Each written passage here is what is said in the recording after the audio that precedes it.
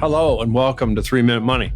Today's topic came from someone asking me what advice I would give to a person seeking to be a first-time homeowner. I think that question is superb because this topic isn't about doing only one thing right, but frankly doing several things right at the same time. In my opinion, there are 6 financial things that first-time homeowners need to do right. First of all, and maybe the most important, is just realizing that buying and eventually owning a home is one of the linchpins of becoming financially strong and independent as a household. Studies have been done that link average net worth levels across demographic groups and income levels, and the correlation is stronger with home equity and ownership than it is with any other category. So the first bit of advice is making home buying a priority over everything else, like buying a car, taking a big trip. You have to have your eyes on the prize and don't let it go. Second on the priority list is getting your FICO score to 800. If you are at 700, you then greatly bolster your ability to negotiate the right mortgage amount and the lowest interest rate. If your FICO score is below 700, you're fully at the lender's mercy, and if your score is above 800, frankly, you are the one with negotiating power. However, this is not an ego conversation, it's a money conversation.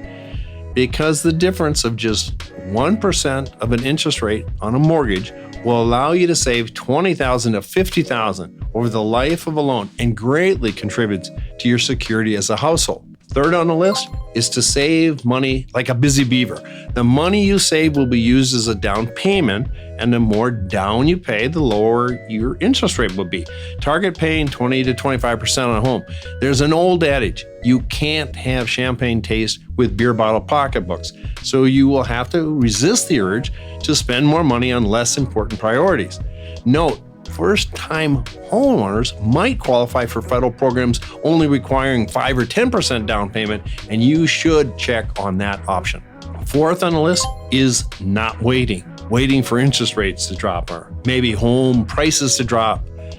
They might drop in price and they might not. Nonetheless, the waiting for a drop generally means you are paying rent longer. And one financial fact that has never changed over the last 2,000 years is that rent payments have zero equity value to them. If interest rates drop, then 3 to 4 years down the road, renegotiate your loan and pay it down to a lower rate. But you would still have your home. Fifth, now you've got some ducks in a row. It's time to check your ego at the door. It's far better to buy a 1,400 square foot home and have an affordable mortgage than it is to buy a 2,500 square foot home and be home rich and cash poor. You need to keep your total home ownership cost at less than 28% of your monthly household gross income. And that 28% must cover property taxes, property insurance, and principal and interest on your home, also called PITI for short. The other 72% is needed for childcare, food, entertainment, and of course taxes. Life.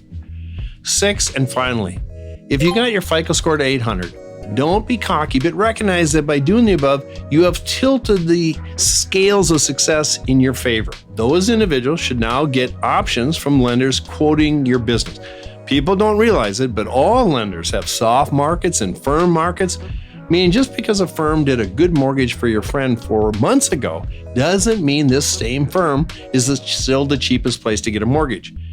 Get 2 reputable lenders and scrutinize not only their rates, but their closing costs, because you don't have to pay tons of appraisal fees or document handling fees.